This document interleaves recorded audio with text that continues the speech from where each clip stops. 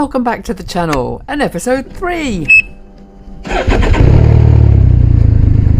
Oh, almost there. Heading back to Altmunster on the last day of the Grossglockner challenge always signifies a kind of end of one thing, but the beginning of another. Spending the last night at the hotel in Altmunster and saying my goodbyes to the group, including Martin the Vlogger's group, who were here with an American group, including some people that I'd never actually met in person, and Jodie being one of them. Purple on 3, as she is on YouTube. Member of the Can-Am on-road women's group for a couple of years, and it's always nice to meet people in real time, and the Grossglockner always gives you the chance to do that. I will be seeing Martin a little bit later on.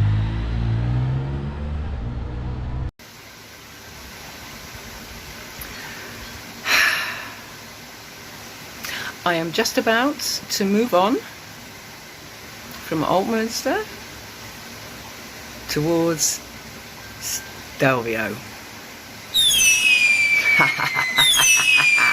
Couldn't do it last year, too much snow, and now I can.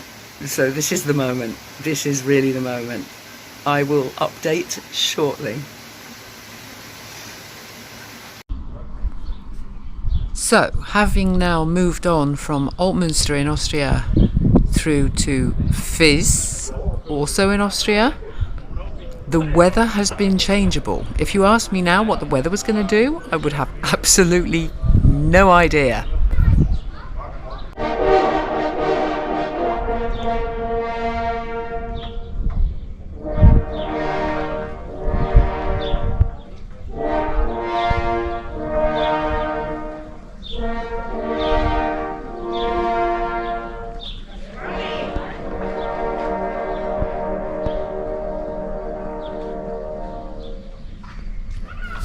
I actually feel like that was for me, personally. Having found this accommodation at very, very short notice, like 15 kilometres away in about 20 minutes, this is basically what 81 euros can get you for one night.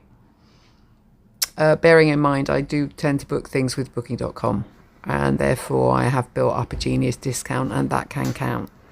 But this wasn't an upgraded room. This is basically what you would have got anyway, for one person staying one night with a beautiful view up a mountain, and seriously, the road to get here was phenomenal. It was worth it just purely for the road to get here. It was like a Stelvio practice session.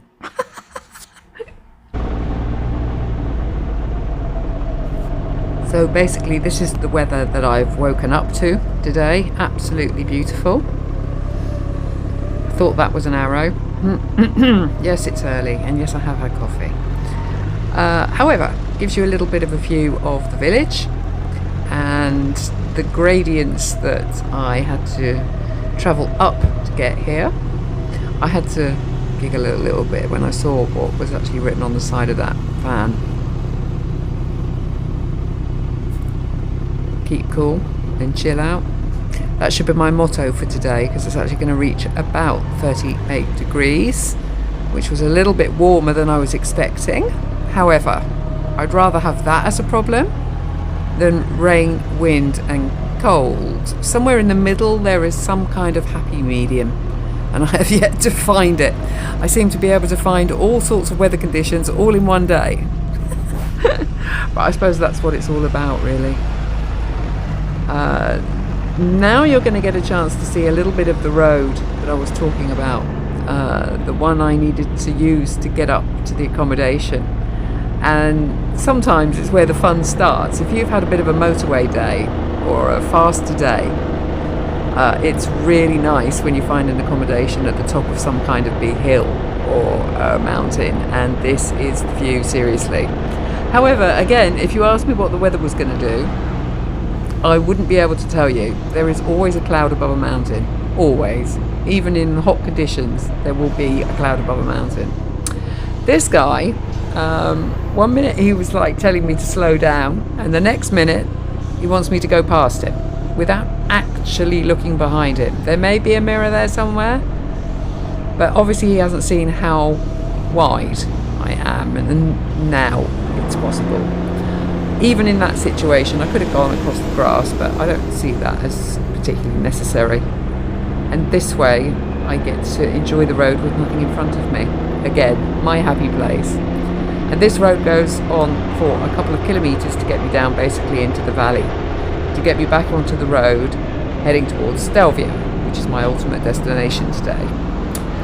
What I don't want to do is to end up in Switzerland, and we are at one of those kind of country points where that could happen very, very easily if I'm not concentrating on the navigation.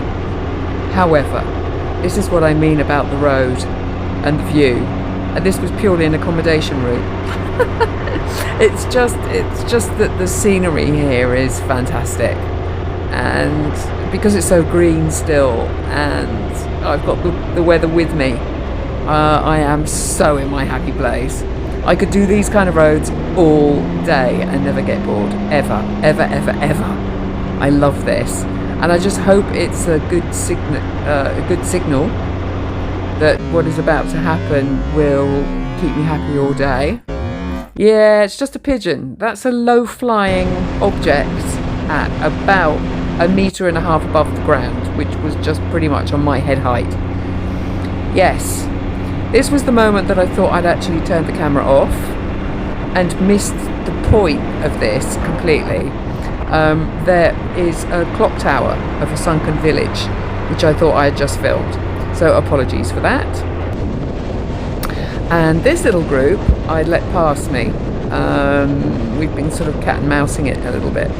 But it's 2 quads and a motorcycle, and the guy on the motorcycle has been going backwards and forwards like that for about 20 minutes.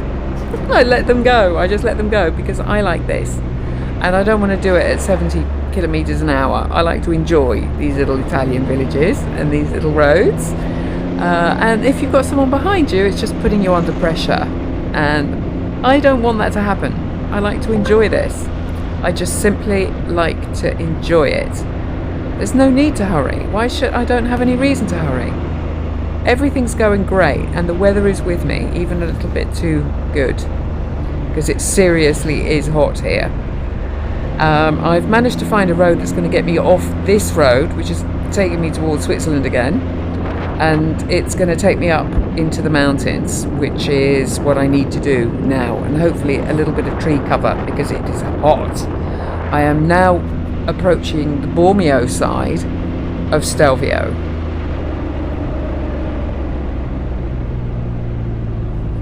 See, I know instantly now that this is the kind of road I want to be on. Unfortunately, there are lots of other people that seem to have the same idea, but that's a good thing.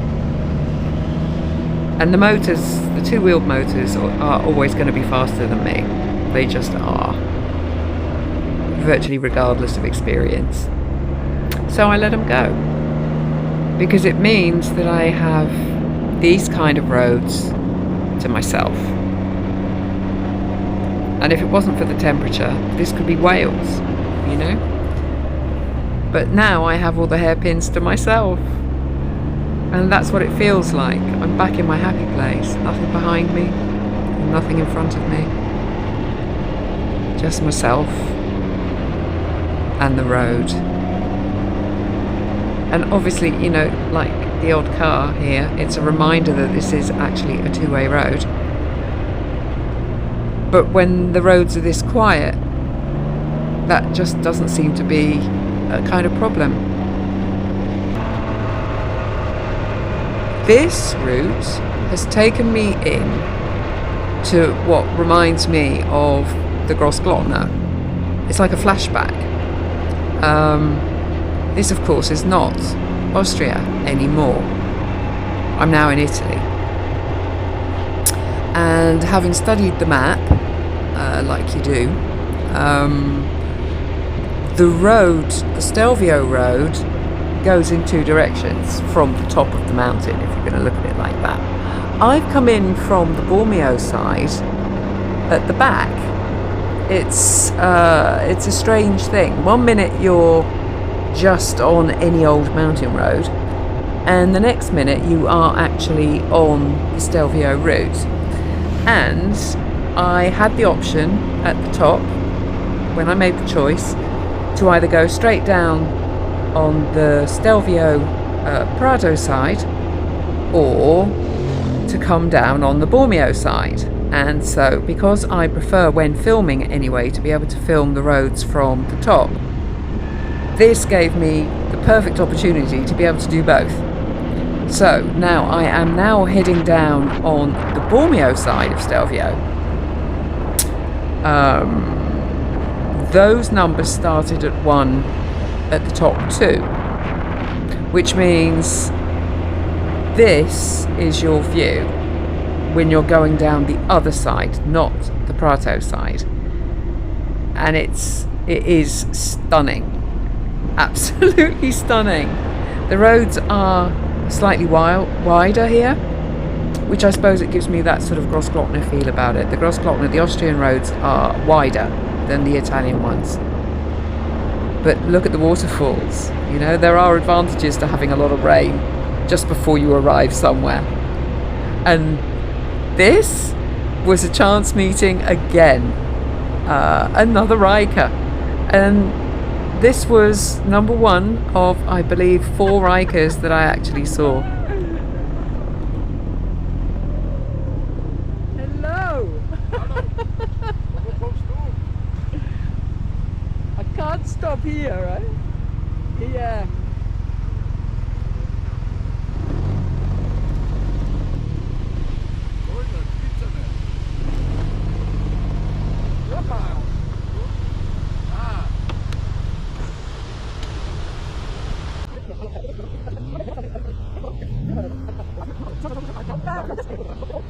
So they turned out to be a little group from Austria, and yeah, Riker people are pretty happy people in general, lots of conversations. So continuing on down the mountain, I actually went all the way down to the valley, and there was a place that looked like some kind of like a pull-in. I pulled in and realised that if I was going to find accommodation after I'd done Stelvio, I needed to move, which is what I did. So heading back up now. Yeah, I didn't film all of it. However, it gives you a good idea. Now above snow level, it didn't really cool off a great deal. In fact, it didn't cool off at all. And you would expect to be, when you're surrounded by snow, that the temperature would have cooled off a little bit. None of that. No, it was still just as warm, or that's the way it felt, maybe because I've been riding all day.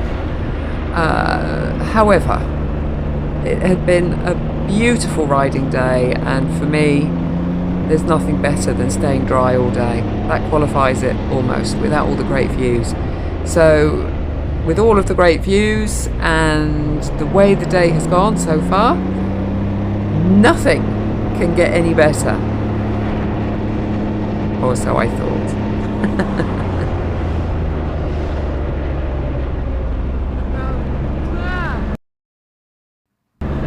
So there are lots of photographers everywhere here for lots of different reasons.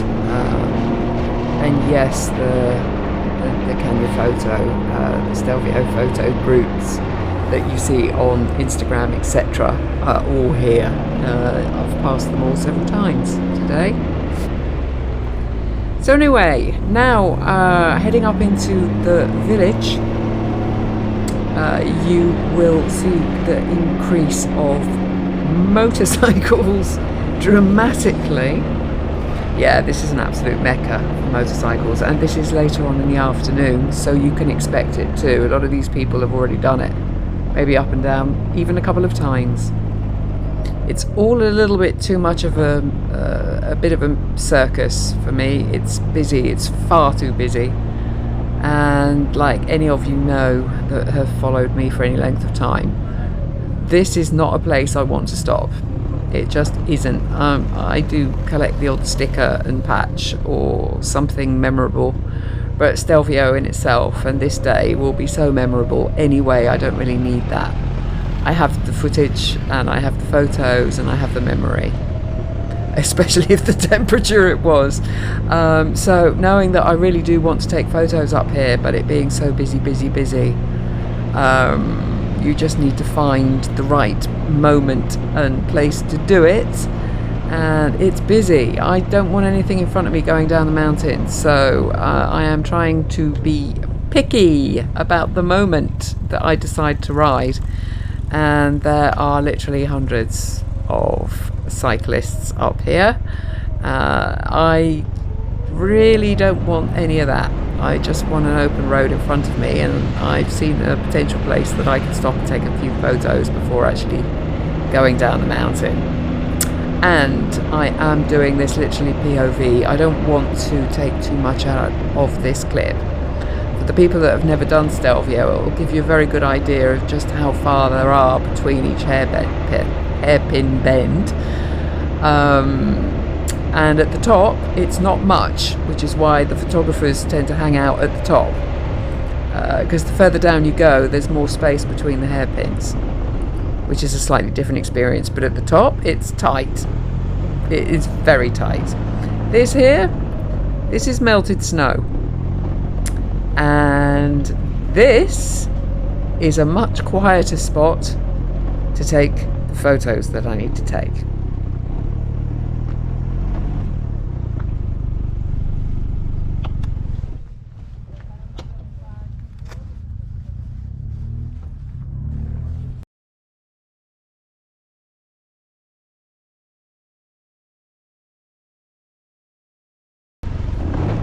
So, having waited for what I hope to be the right moment, there's nothing in front of me. What it will highlight, of course, is just how the width of this road varies, from wider in places to virtually impossible. Not all of the bends are as easy as they look. And what you're not seeing here, as the GoPro has a horrible habit of flattening things out, is what some of the gradients are. You only get that idea when you look back up and you can see how sharply the corners happen and how quickly. And this is what I meant about at the top, the bends being much closer together, which means you really do have to have your skills together as well. But time it well and you have nothing in front of you. This is actually my sort of ideal situation, and to be honest, so far wasn't expecting to have got it like this. Fingers crossed that it will remain this way for a little while anyway. But this really does give you a much better idea of what it actually looks like to ride the Stelvio, and not just little clips, but the whole show, because it is fairly unique, and it's the highest paved mountain pass in Italy, which makes it a bucket list. It's a tick-off item, and it's a busy one, so timing is actually paramount for your enjoyment of this pass. You're either going to do it as first thing in the morning, or you're going to do it as late as you possibly can. But I don't have that luxury because I roll on the fly, which means I have not booked accommodation, and for me to have something busy, something affordable. Yes, there are moments up here, supercars as well. For me to have affordable accommodation tonight in the direction that I'm heading, I need to get down to the mountain, off the mountain as quickly as possible, really, which is a little bit indicative of what I now want to do, because I've been riding all day and I haven't actually stopped for lunch, and I figured what better way actually to enjoy Stelvio is to try and at least stop for a drink somewhere. Yes, those moments are quite sobering. I'm not sure if he was going to or coming from an accident.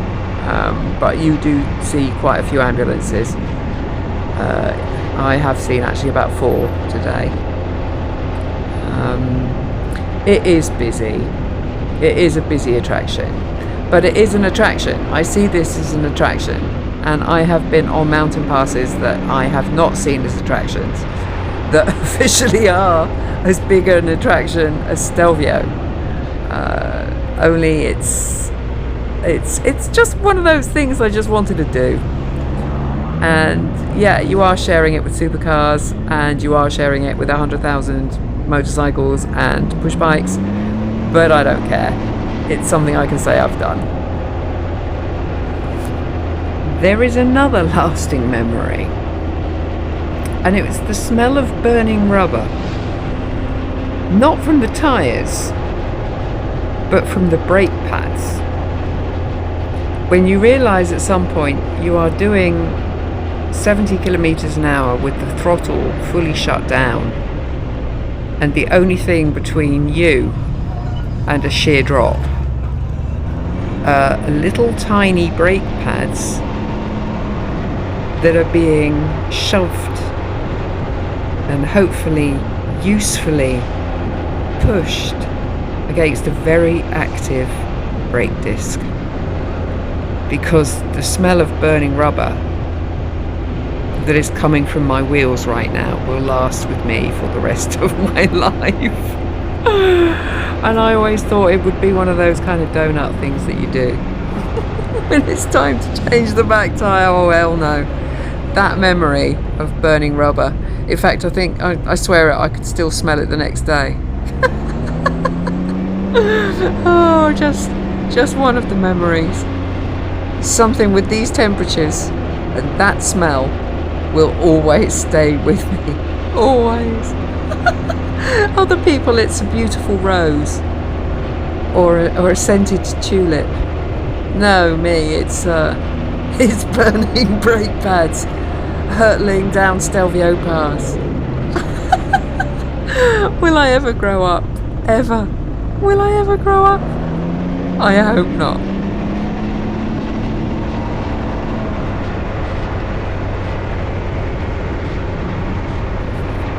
And normally I would have cut this clip probably 100 times already. I'm leaving all of this in purely because I do see quite often questions coming up on other platforms asking about the bends. For instance, somebody that's riding a Goldwing or somebody that's riding a Harley, is it still a good idea to do Stelvio?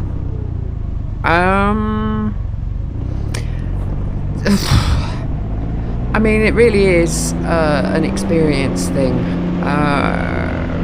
Some bikes are better at bends than others, and it's always a difficult question to answer. And to be honest, I think it makes a difference whether you're coming from the bottom to the top or from the top to the bottom.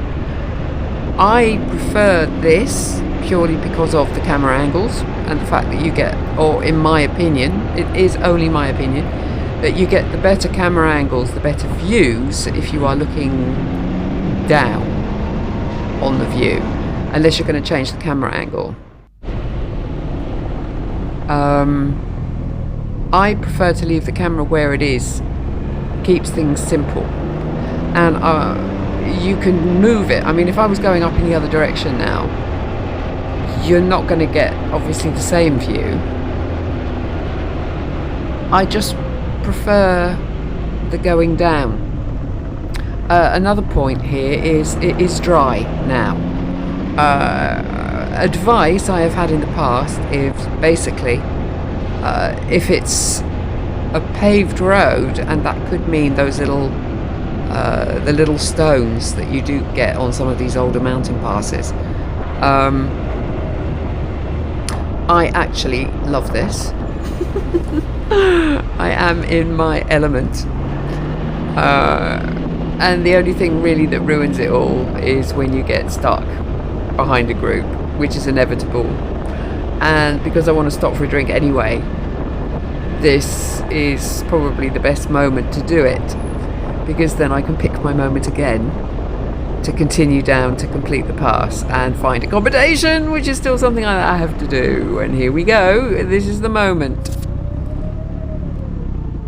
And what I meant to finish actually was to say that if it's wet, it's better to go from the bottom to the top if it's a difficult pass. Had that on good information from my Swiss friends, and I've actually had to test it a couple of times, and I think they're right. If it's wet, okay, you still have to brake, but it tends to be an easier ride, and I think it's a good thing to live by. However, doing this, I'm doing both sides, but it makes no difference. At the end of the day, it's dry as a bone. And it's not just the weather that's as dry as a bone. So am I. And having spotted a potential stopping place, because to be honest, this traffic is driving me nuts. I need to leave these people to do whatever it is they're going to do, and I am going to get a drink. Perfect place, as if by magic. And even this caused a conversation. I don't know what it was about today. It was just one of those days. It's still pretty hot, so I am looking for a shadow place here. Backing into the shadow, and it's interesting point here. It is probably the highest meal I've actually ever had. Interesting fact. Huh? Can I take your photo? Of course.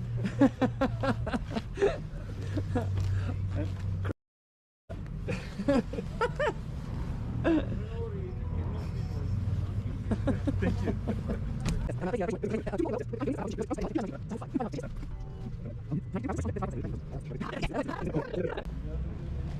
So, having got lucky with the kitchen, which was still open, managed to get a soup in and a juice and the use of the toilet, which is also very necessary now and again. I've moved on, and I'm hoping that now is a quiet moment, that the traffic has decided to thin out and that it will be clear sailing.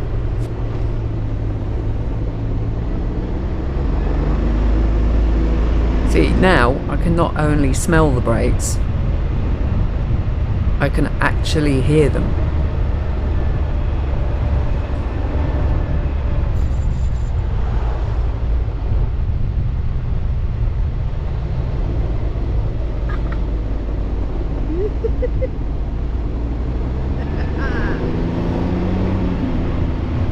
Good timing.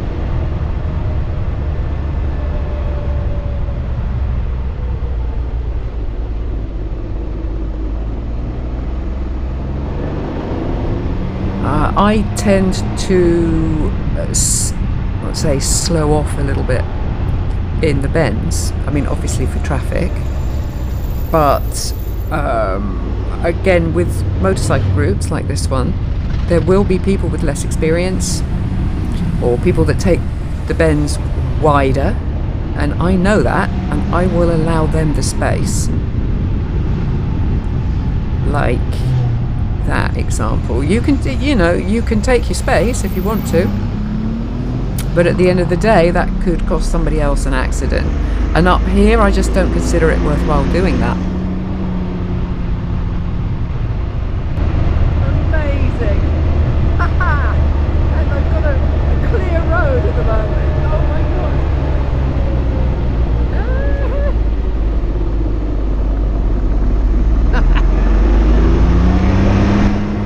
So noticeably now the tree line has started.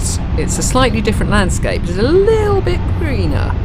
Not much different, but I'm hoping that the trees will be able to offer some kind of shadow, because it is still as hot as it was. It really doesn't feel like it's cooling off. In fact, it feels like it's either heating up or staying the same temperature, but it is ridiculously hot. It must be still around 36 degrees or something. That's a guess, but bearing in mind that I'm moving, that air just is not cooling down. So the trees, they could offer perhaps a little cooling. Well, I certainly seem to have got the timing right, if nothing else.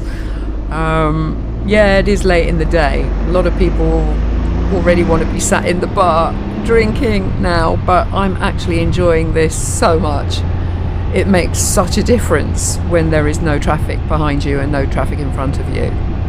And this is beautiful. I must admit that the trees have kind of broken the landscape a little bit, and it is a gorgeous ride.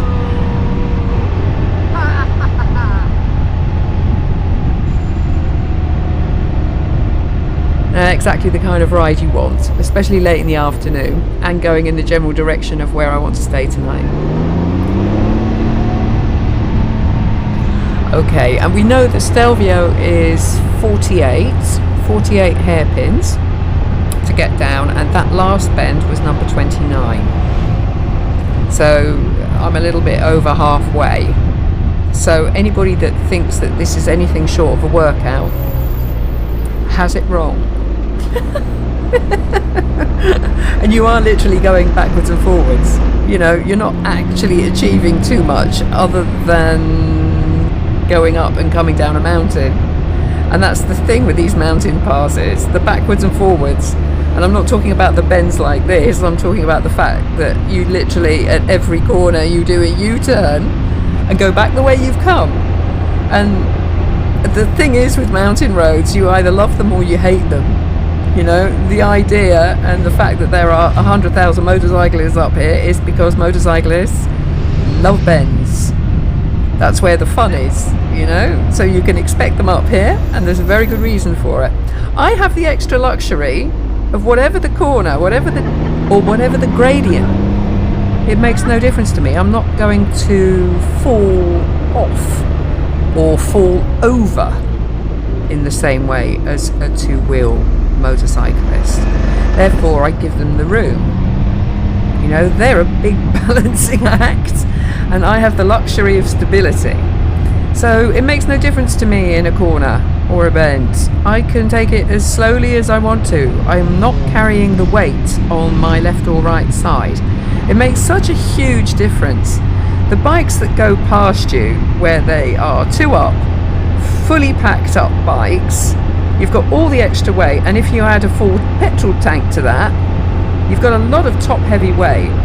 And having to take a corner or a bend and a gradient at the same time on a fully loaded two-wheel bike, that's a balancing act. I'd rather give them the space, you know, it's a luxury I have and they don't.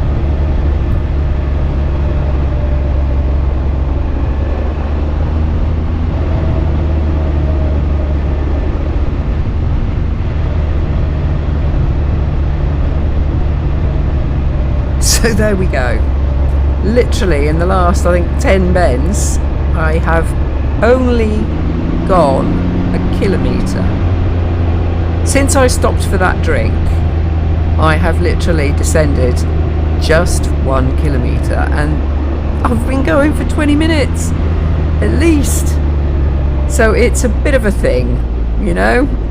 So I decided to stop yet again because I have seen a recently cleaned place to stick a couple of stickers that I have. Said I would do it for Jodie. She gave me about 5 stickers, so this is the place. So this is the 33rd bend, and anybody that knows me knows that there's always a reason that I stop at certain places. To be continued, my friends.